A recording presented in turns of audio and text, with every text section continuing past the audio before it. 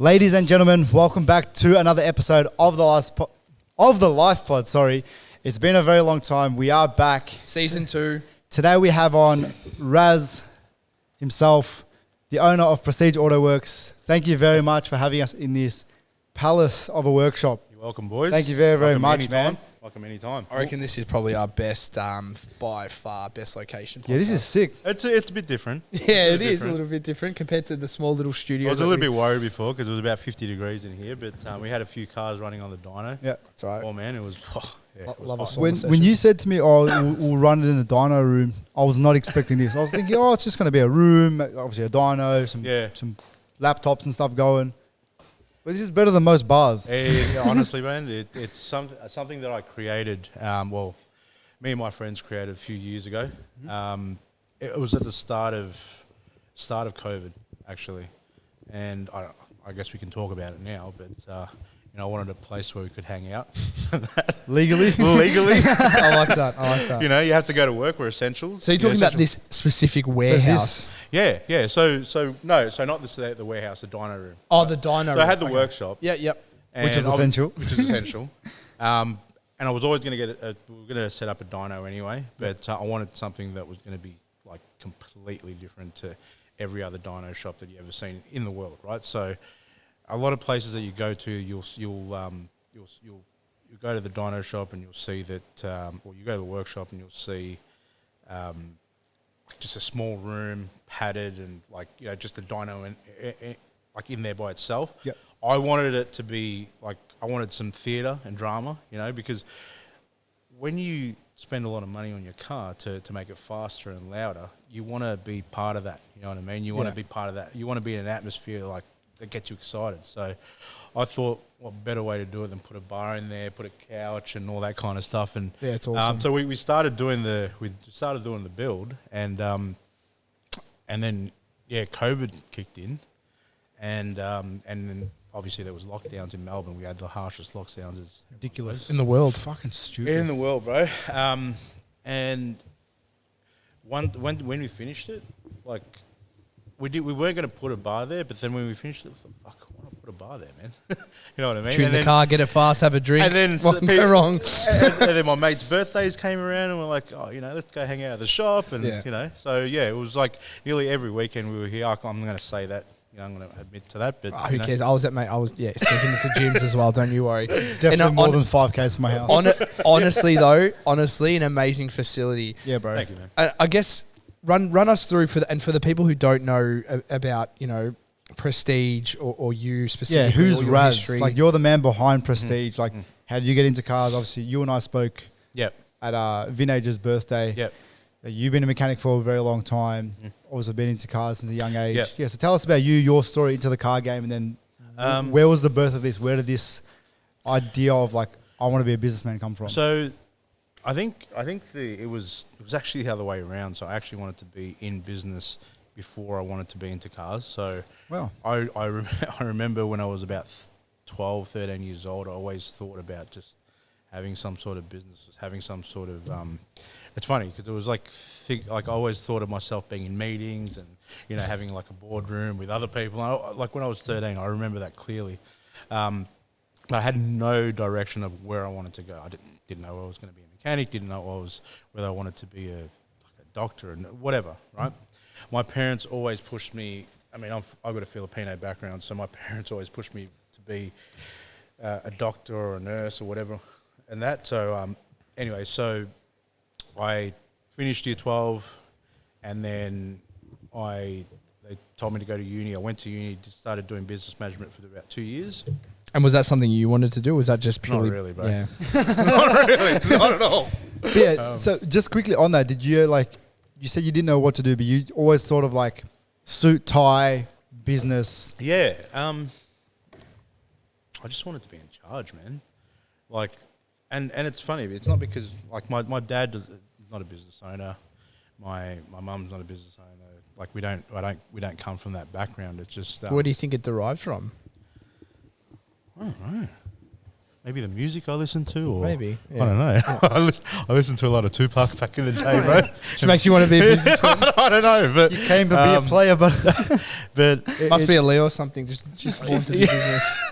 No, I found that it was probably, like I said, I was about 13, and I remember just being, I don't know, I just always had it in me for some reason. But I had no idea what I wanted to do. Well, that's the thing, and look, you don't. It might have been something even at school or something. You just, you don't like the teachers or how how much authority they. I know that for me, that was probably one of them. I just didn't like how I had to answer to people all the time, so I felt like I wanted to sort of work on my. I was completely opposite, bro. Really? I actually was a teacher's pet. I was actually a bit of a nerd back in the day. I mean, I did get kicked out of school a couple of times, but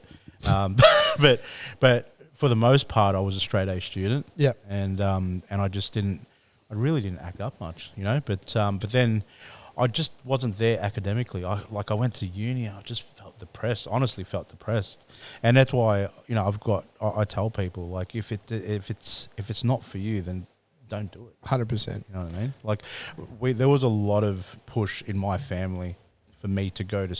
Were you like the oldest child? Yeah, so it's me and my younger sister, and yeah, being the older brother, you have to be the leader of the family kind of thing, and I guess that's probably another thing. A lot of things will get ingrained in your brain by your parents that you don't even know about. Yeah, especially at a young age, man. Yeah, so university. Did uni for 2 years. Say business management, was it? Business management, and I'll be honest with you, man, I did every single one of those classes. I killed it, and I just hated it. I swear to God, I hated it. I was going to class every day, and then towards the end of the second year, I said to my dad, I've had enough. I'm almost 20 years old now. I can't do this anymore. I feel like shit, And he said, well, okay, if you're going to drop out, then you got to go to work. And luckily, I had I was living with my parents at the time, and my next door neighbour was about to open up a workshop as a mechanic. I think after about 3 months of working with him in his backyard, then I started my apprenticeship, and that was it. That was about 21 years ago. So no prior car knowledge besides doing that working on the car. Yeah, is he not in your family into cars or anything like that? Crazy. No. So literally your neighbours pretty much sparked that interest. Well, not even that, bro. What got me into it, like thinking about it now that we're talking about it, just the engineering perspective, because my dad's an engineer by background. Just like he forced me to do, so my neighbour, instead of like every day now, like nowadays, like if a part's failed on a car, you just replace it, right? Everything's throwaway now. Back in the day, 21 years ago, you fix it. Yeah. So it was fun, and that really sparked it in me. It wasn't even really the performance side of things. Well, there you go. But then again, there was also there's a lot of things that came into play too. So there was also the movie Fast and Furious. That was a big. Honestly, that's probably one of the biggest things. So like I came out of that cinema thinking, fuck, man, I want to be into cars. Like, I want to get into cars.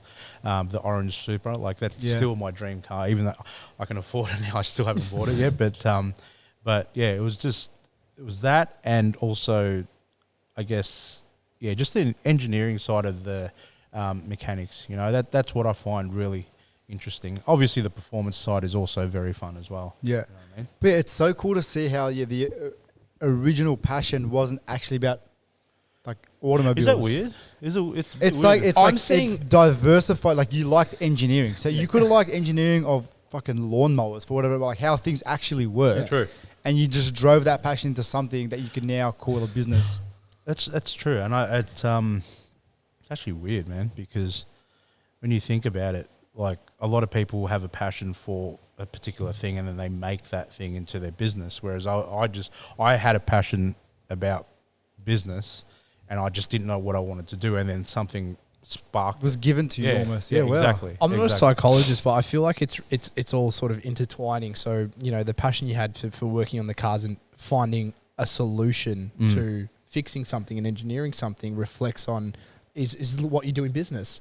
It's finding an issue and engineering it into a sense of like how to make it better or fix it. You're right. So I feel like that's sort of even even business is the same thing. Yeah, like you're always trying to find solutions to problems every single day. Every single day, we're putting out fires every single day. Little spot fires here and there, you know what I mean? Not literal fires, but but things that go wrong every day. And we'll get into that too. Okay, so university, you started working at your neighbour's workshop. You've dropped out of university at this point. I felt like a bum, to be honest. Yeah, you do. I can speak from experience. Yeah, that's the expectation that's been set forever and ever. I'd never been on the dole, but I did for literally a week. Yeah. And I remember the dole back in the day. I'm not sure if it was settling back then. Yeah, settling back then. Yeah. You had to call up like 10 different places a day to show them that you were trying to get work. Yeah, and I fucking hated that, man. It was so degrading, bro. I was like, nah, fuck this.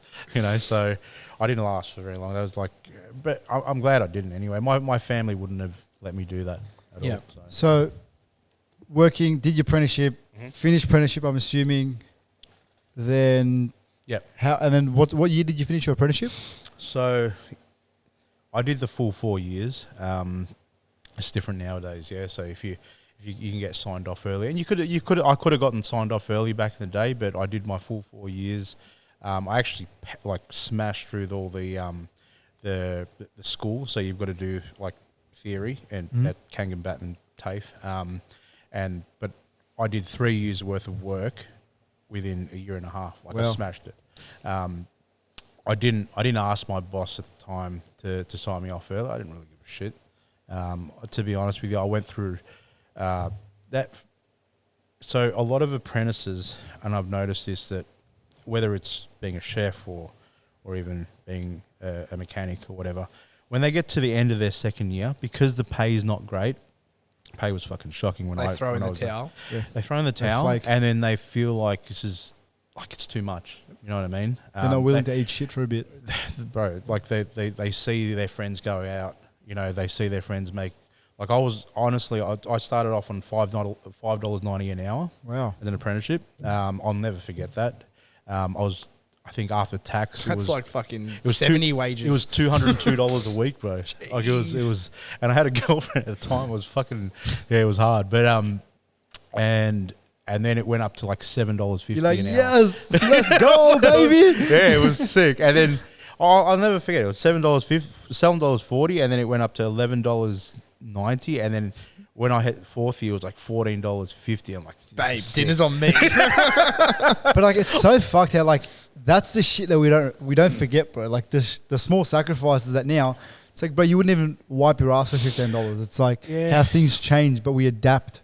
You got to be humble though, bro. Yeah. I mean, that's definitely a big part of it. Yeah, because I didn't really care about how much I was earning. My dad kicked my ass a lot. He said, don't ever drop out of this, right? You got to keep going. You got to keep going. You got to keep going.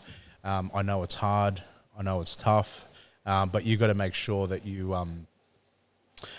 pull through. I mean, if I wanted to quit at the end of second year, I really didn't like it at all. Yeah, like I was over it. I was over the pay. I was just over. All my mates were getting like fucking. They were working at Safeway, Woolies. Yeah, they were getting like $30 an hour stacking shelves. I'm like, what the fuck am I doing? You know what I mean? And it was depressing. That was me after my year 12. Everyone was working at Bunnings getting $46. Yeah, I'm like, what the fuck, man? What got you through that time, if you don't mind me asking, in the sense of, you know, you're doing this, you know you're not getting an amazing wage. What pushed you? Your old man. Oh, man. Which is funny, though, because obviously you mentioned before that your parents were very, wanted you to get into whether it's engineering or being a doctor, but yet on the other side of that, he pushed you through, that time as well. He just didn't want me to quit. I already quit school. And thinking about it now is, I mean, he obviously doesn't want me to be a bum. And look, my parents are very old school. Yeah. Like he's never ever said to me that he's proud of me. He's never ever said to me that, you've done really well, but he does it in his actions. Yeah. So he comes here, takes photos and sends them to everyone overseas and, talks about me all the time, but he'll never come up to me and say, "Oh, good job. Good work." Wow, man, that's like, it's something like I'm sure you're the exact same. But yeah, like, I mean, occasionally my dad will say, "Oh, like, you're doing good, like, good on you." But it's like, I've never heard that in my life, bro. But like, fuck yeah, it's like, especially as like ethnics, it's like, especially the way they grew up, and then it's almost like it's expected. Yeah. So it's like it's the norm. So if they see us working hard, it's like it's not a good job. This is what you have to fucking do. See, and that's the thing. I don't know. Is it good? Maybe. I mean, it pushed me to where I am, I guess, but.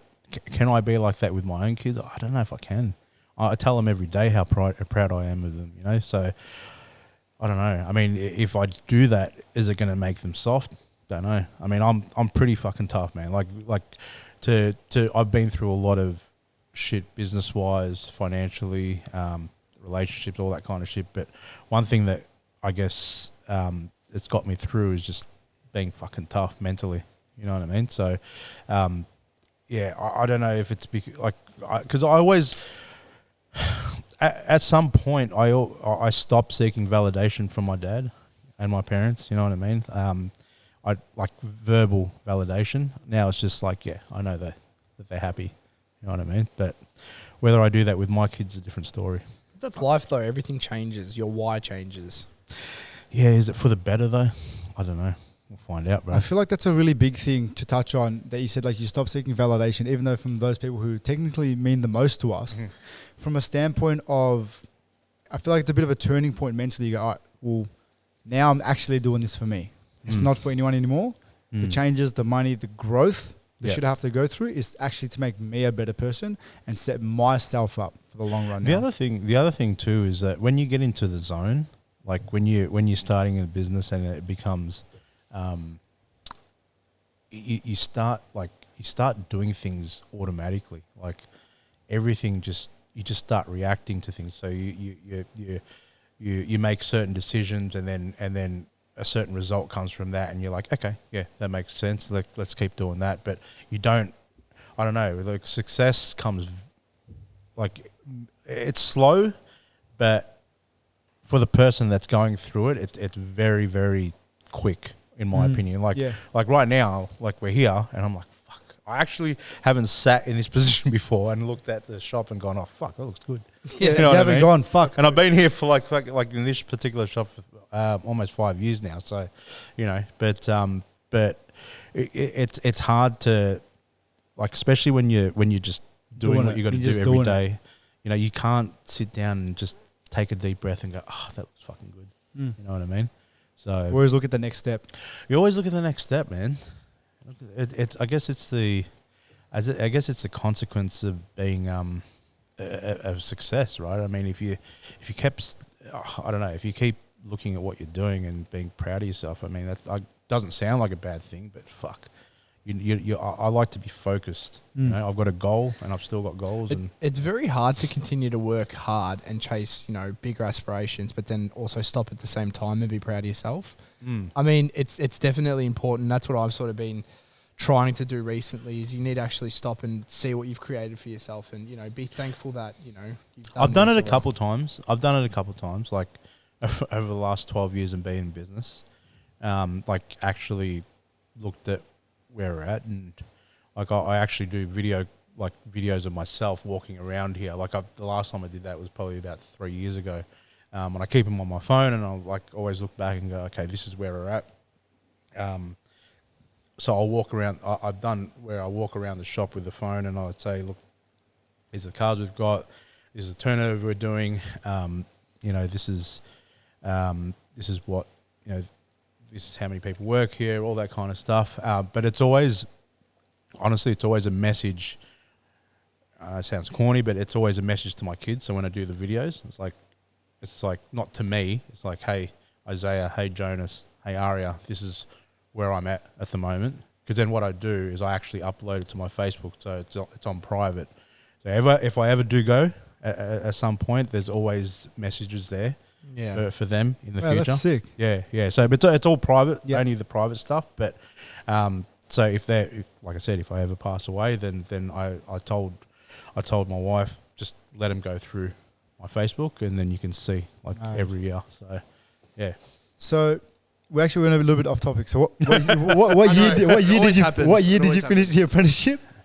If you remember. So 2000, and so it was the year 2001 when I did it. So 2005. Yep. Yeah, it's 4 years, bro. So between 2005 and 2013, when you opened Prestige, what would that happen? Just like working as a mechanic? And yeah. So I worked for a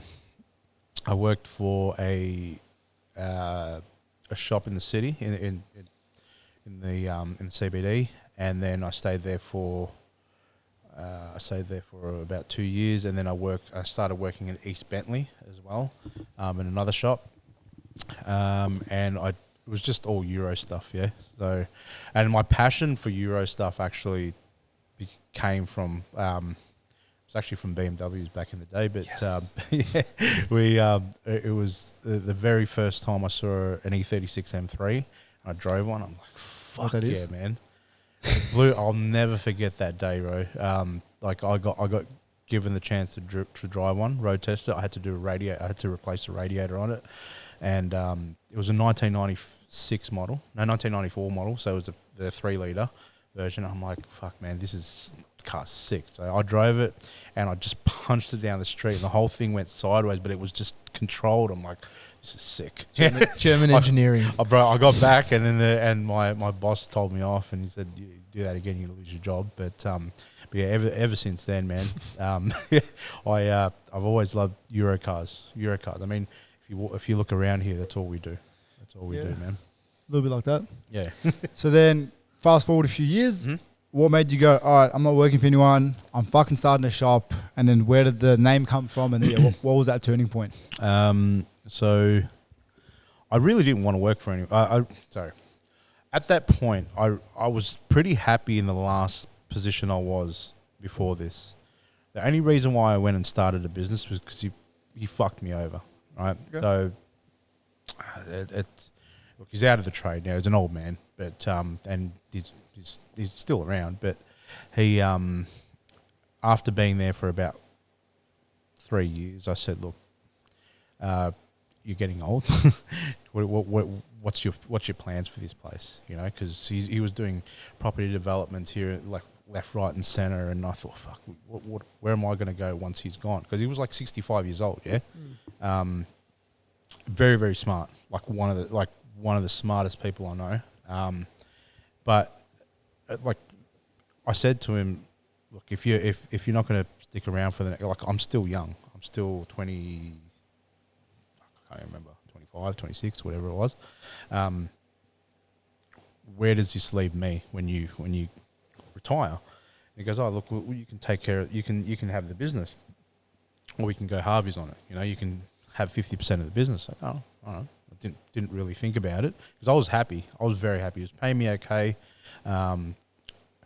Really, I was just like, I loved the environment. It was good. Yeah. I didn't really give a shit. I was actually, my girlfriend and I had already started to save money to buy a house. My girlfriend at the time, who's now my wife, and he said, "Yeah, let's talk about it and put your head down for the next couple of years, and then we'll get it done." But 2 years passed, and I never brought it up. Yeah, all I did, I stayed back till 10 o'clock at night. Fucking, I did so much work. But I didn't do it because I wanted to impress him.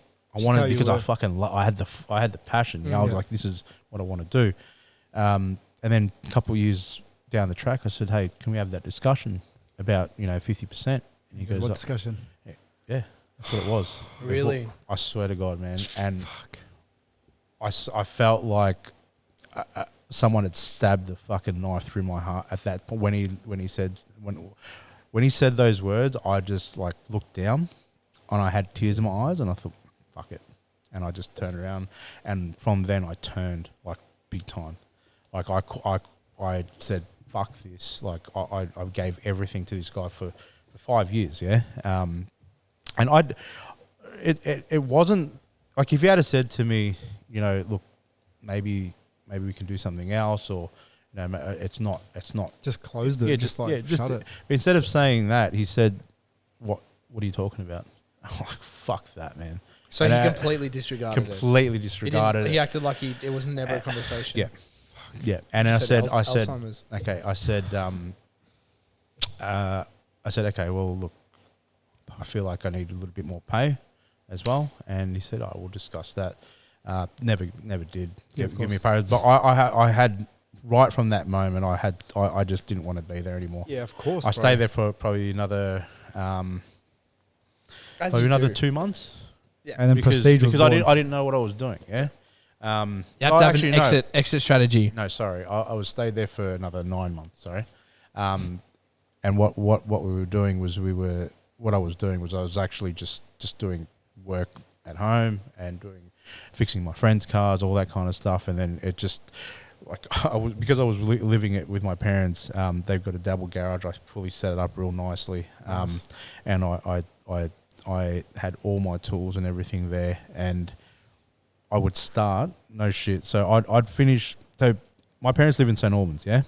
I lived in St. Albans. I used to drive to East Bentley. Do you know where East Bentley is? Yeah, fuck. We're from that side. Exactly. So from East Bentley. What a mission. Yeah. So I used to get there at 7:30 or 7:15 in the morning. Hang on. What time do you leave St. Albans, though? So you have to leave there because I have to go through the tunnel. No, at the time I couldn't afford the Burleigh tunnel, so I had to go over the West Gate. So I'll probably like 5:30ish, right? And then I'd get there at about 7 o'clock, 7:15, and then I worked there till about 5:30. Get fucked in traffic the whole way home. I'd get stuck in traffic. No shit. I used to fall asleep sometimes. Yeah, it used to take an hour. You probably could afford to though, because it was standstill. And then I'd get out of the car I'd probably get home by about 6:30. No, say 6:30, and then sit down with my wife, my girlfriend at the time, eat for about 20 minutes, go into the garage and just work till about 1 o'clock. I did that every single day. I swear to God, for about 9 months. So you're running on about 4 hours sleep. Yeah, but I was also running on a lot of vengeance in my heart too. Yeah, you're like, I'm gonna make a shop that's gonna shit on this guy, and then we'll see if he wants to talk about business. Yeah, and then yeah. So I did that every day. I worked 7 days a week. Everyone used to go out every weekend, used to blow their money. I saved every single dollar that I could, and along the way, I was just buying my tools. I was just getting ready to set up, and then and it's shit because throughout that time, that 9 months I was still there, it was hard, man, because I couldn't look him in the face. But he was talking to me like it was normal every day, and I brought it up even throughout that time, and he goes, look, we did have that discussion, like he acknowledged it later on, but he goes, look, it's not the right time to talk about. It's not the right time. It's not the right time. Well, whatever, man. You know, I'd already made my decision when he said what he said, right? I just wasn't ready to do what I was going to do. Now, the other part of it was that my wife and I, my girlfriend and I at the time, had saved up enough money to buy a house, right, for a deposit for a house. And I said we can't use that for a house anymore. And the amount of shit, like the fights that we got into, we'd almost broken up at one point because of it. She said, well, you know, I helped you save this money. Like we're supposed to buy a house together. You know, now you want to just throw it into a business. It's like, well, I have to do this. And we're fucking fighting, like yelling at each other. Eventually said, okay, you know what? Fuck it. Do what you got to do. She would have been thinking, like, what if this goes to shit? What happens if you waste all the money? Same with my mum. My mum said the same thing. Yeah. My mum said, well, this is stupid. They don't see the vision. They didn't see what you saw. But that's what makes an entrepreneur or a small business owner, you know, that's what puts you in that category. You got to see past the bullshit and past the failures. See, the thing is, bro, like, I was so determined. I didn't understand. I couldn't see failure. Like when you're so determined about something, you know how they say failure is not an option. It sounds so cliche, but it's actually fucking true. Yeah, like you just don't see it. All you see is the end goal, and then it fucking happens. No plan B, just no plan B. There's no plan B. There's no fucking. Just the plan, and that's it. You know what I mean? And then all of a sudden, you find yourself in a position that you were actually dreaming about, and then you're like, "Fuck, we're here." You know what I mean? Just like you said before, like you will come into here and go, "Fuck, there's fucking McLarens in here, bro." Yeah, like, bro. There's Bentleys in here. Just today, I was like, "Fucking hell, man!" Like, when I started up the shop, it was only we were only doing like BMWs, GDIs, and Golfs and things like that. And there's nothing wrong with those cars because we still do a lot of them. But and they're I'm still passionate about those cars. It's just that we've diversified, from obviously our network of customers, our network of friends as well, meeting different people as well, going to different dinners, being part of like the OTM club, which is the biggest supercar club in Melbourne. Just a lot of different things that we're like putting our name out there is what I'm good at doing. Yeah. You know what I mean? So yeah, it was tough to get here. Like the quickest thing I just want to add on to that, we've said this pretty much with all of our guests, and Michael can vouch for it, is like, again, people see Raz, owner of Prestige, they see the cars, see all this. But that's the shit that they don't fucking... They don't say, hey, I almost broke up with my fucking girlfriend because I said we're not buying a fucking house. People don't see that. People don't see you crying. People don't see you getting fucked over in business. They just say, this guy's making bank. He's got a sig shop. Yeah, they do. Quick to judge, and it's like, it's always the way in business. There's you build up a lot of haters that way, but I think it's good that to do podcasts like this, because then I think it like you said before we even started recording, it'll inspire the right person to do the right thing. Take that leap. And that's what we're about. There might be someone sitting there right now who's got a shit boss and goes, in your position that you were in that 9-month period, who's listening to this and like, fuck, that's the thing that I'm going to push. That's my calling. Yeah, just like people that are in that position, just fucking stick with it, man. Like, have the drive has to be in you. Like you just got to keep going and not think about anything but the end goal. The end goal is the most important thing. So just very quickly, you stated that, obviously you're working on your BMWs and your Volkswagens when you had started. How did the shift sort of become to, really having that prestige brand and, getting them, the higher end vehicles in? So we started off as Prestige Auto Works anyway. So it was always about Euro cars. But I guess the natural progression from, we had Volkswagens, and the part of the Volkswagen family is the Audi family. What's the most ultimate car to buy as an Audi or a Volkswagen is an R8. So I bought an R8. Yeah, the red one, right? I know I had, it was black and red. You wrapped it, right? Yeah, I wrapped it a few times. But before that, I bought a 911. Like within my first year, I bought a 911. And that sort of got me into... Old boss would have loved that. So this is, well, this is the thing. I don't want to... I never wanted to...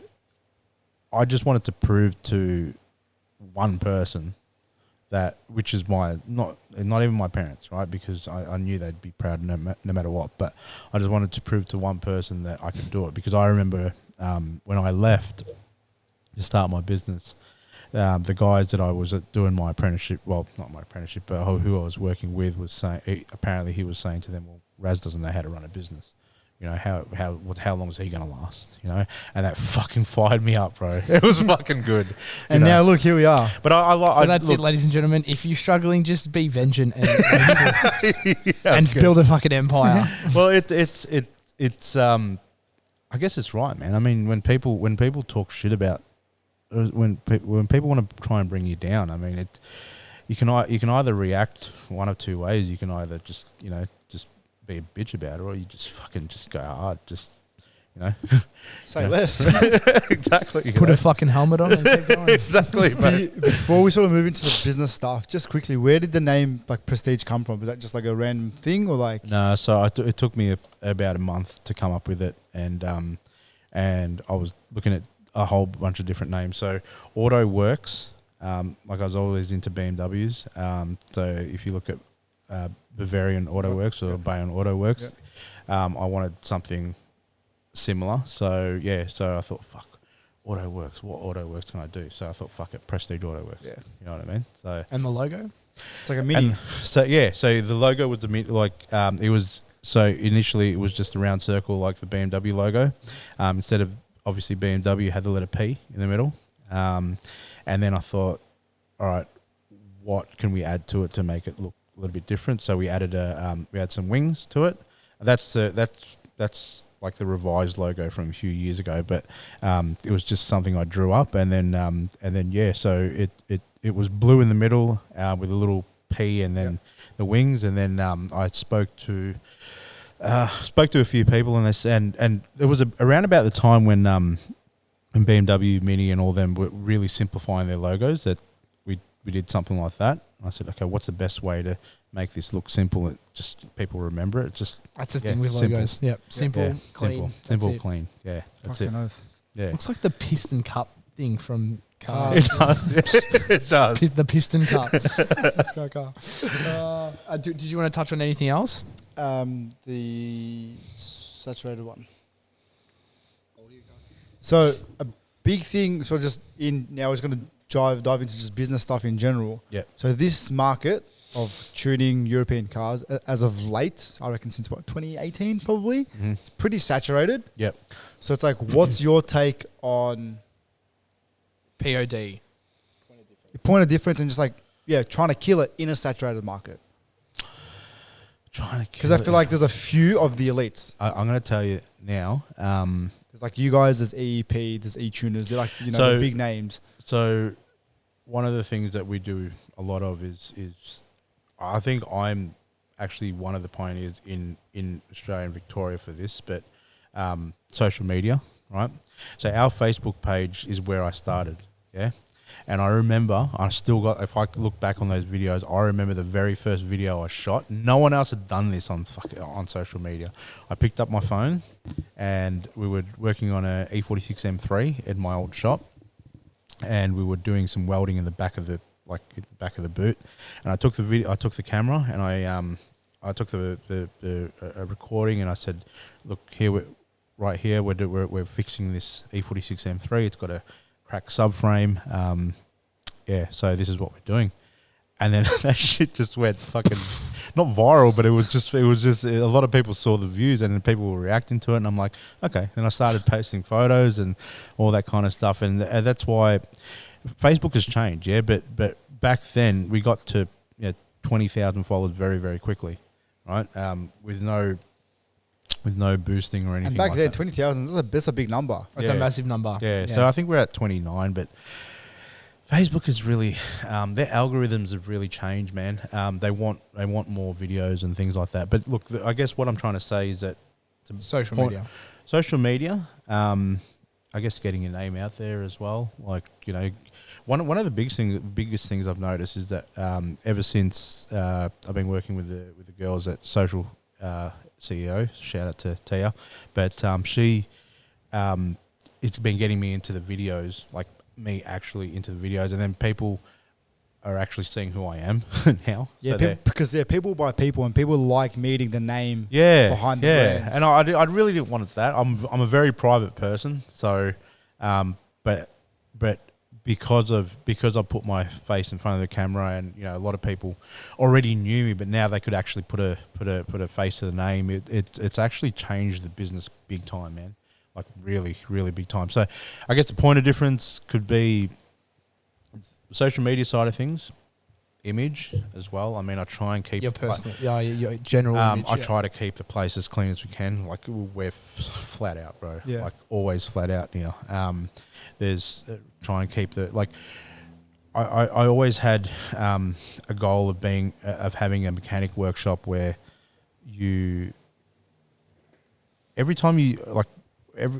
everyone's thought of a mechanic shop is you go in, there's dirty shit all over the floor, dirt, there's fucking grease, there's dirty cars, whatever, right? I wanted to be completely opposite. I have not seen a dirty car in here. Well, there are a few, but that's because some have been sitting here for a bit. But I mean, they look at the end of the day, we try and keep the place clean, man. Like that's a big point of difference too. The other thing that's a big point of difference is I think our customer service is pretty spot on. Like when someone comes in, if they want a certain thing, look, because I'm still so into cars, I fucking love cars. Yeah, like I absolutely am passionate about performance, just fucking cars in general. Yeah, and when people start talking about their cars, I just really immerse myself in that conversation with every and they single feel person. valued. People like feeling valued and validated. But I'm genuinely interested in not only the cars, but also meeting the people that I meet every day. It doesn't matter whether it's a full rev head that comes in, some young guy that wants turbos on the car or whatever, or if it's a mum who's got a nice SUV, but they like to talk about even if they like to talk about themselves or whatever. I don't know. I do like meeting and talking to people every day. So that's part. I guess that's another point of difference with us as well. The other, I guess, one more thing would be the work environment. I try to keep it. There's no political bullshit here. Like, I try and keep it as family oriented as possible. Like, I try and tell the boys we're a team. So if one of you guys fuck up, you make everyone look bad if you fuck up, right? So we're always got each other's back. It's not like if someone sees someone doing something stupid, they'll go, oh yeah, let's wait for this dickhead to fuck up. You know what I mean? But the phone. Definitely, you need a good internal and external system. There's a lot of things to. There's a lot of binding, a lot of moving parts to a business. There's a lot. It's like an engine. Yeah. Just quickly, we'll wrap up the business talk. What has been some of the biggest challenges being in this industry, growing to the place and to the stature you have now today? The biggest challenges, or lessons. Maybe some of your business biggest lessons. Yeah. That you can apply to pretty much any aspect. You sort of covered it. Just got to keep your finances right, bro. Yeah. Numbers. You got to have your numbers. Yeah. Like you have to understand. You got to make sure you pay your guys on time. You got to make sure you pay your suppliers on time. You got to make sure all your bills are paid. You got to make sure your mortgages are paid. You got to make sure get your finances right. If you get that right, everything else is pretty fucking easy. You know what I mean? Not easy. It just comes naturally. What's that saying? You can only track what's measured.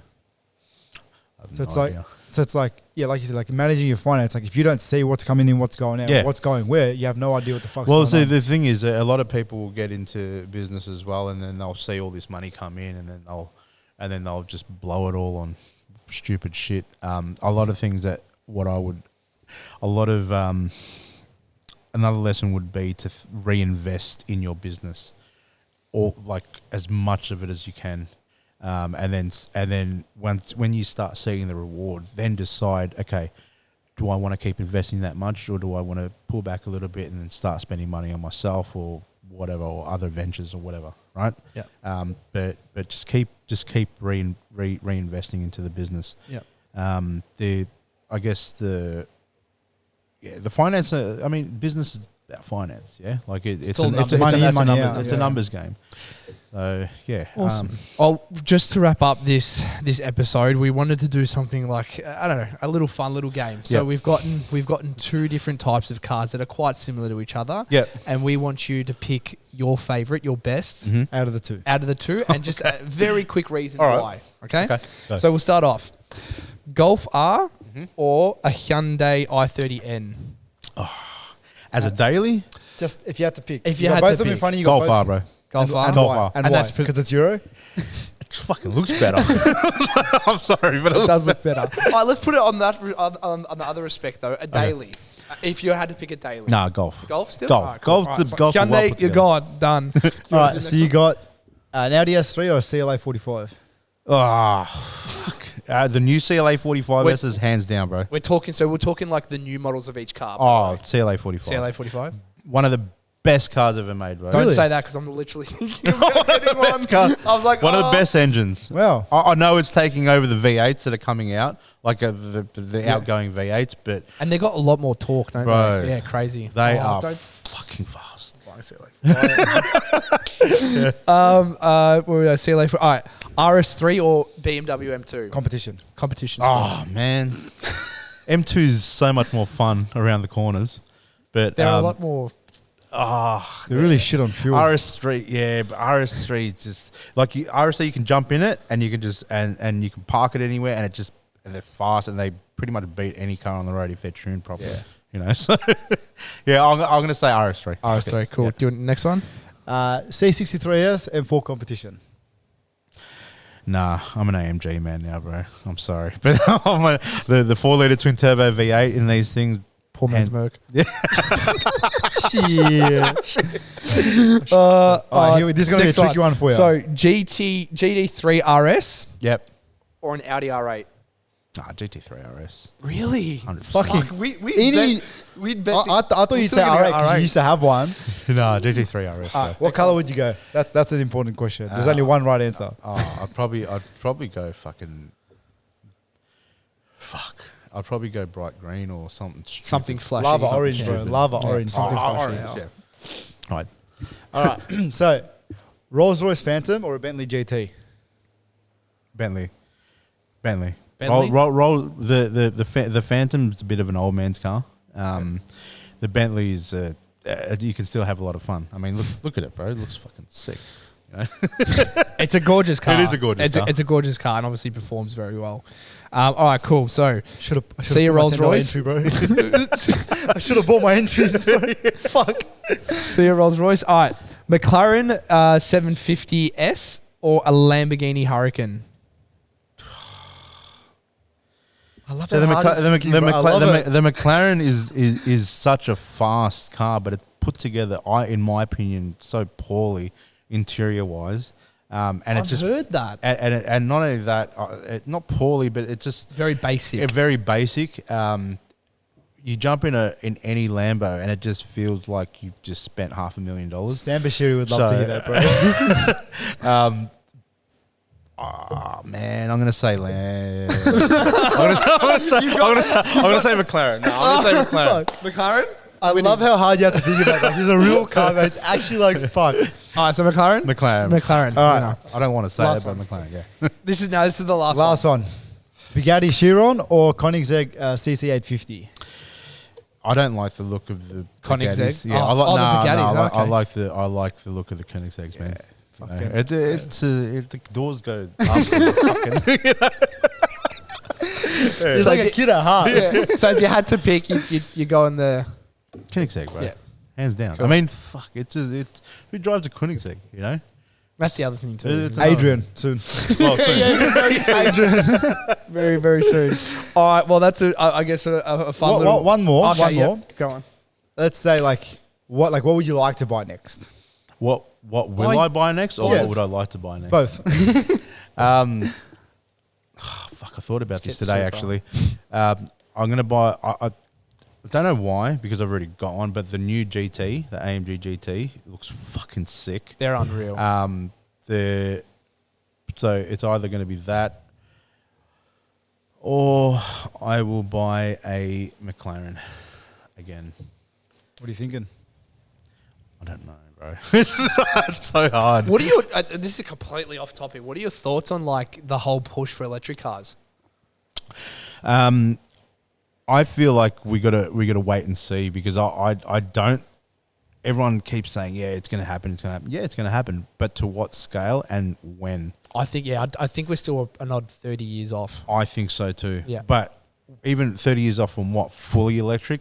I don't believe that. I actually don't think so. But I could be wrong. But you know, there's always an agenda, bro. I mean, that's a whole nother episode, right? Let's not get into that. Let's not get into that. But I was just curious to see what you thought was. Before we wrap up, what's, whether it be a younger Raz, your younger self, kids, Your kids. in the entrepreneurial space, wanting to do something, what's the take home? What do you tell them to make it? Whatever you're going through now, the goal that you have in mind, if you do have a goal, right? Just be blinded by everything. Just be blinded by that goal. Like, push away all your emotions, just push away all the bullshit that you've got going on in your life, and just be so hungry that all you can see is that goal and the completion of that goal. And I guarantee you'll get it. I think it's just a natural formula in life, especially I guess in Australia. I mean, this is a land of opportunity, right? So if you visualize it, I know it sounds bullshit, but it's manifestation. Bro, you visualize it, and it's just there, and it's like not only visualize it, but you pretend that you're living it, and it happens. So yeah, that's real. Fuck, that's sick. Raz, thank you so much for the first episode of our second season. I think it was a great one to start off with. That was excellent. For those who aren't already following Prestige Auto, do yourself a favor on Instagram and TikTok. And TikTok. And Facebook. And Facebook.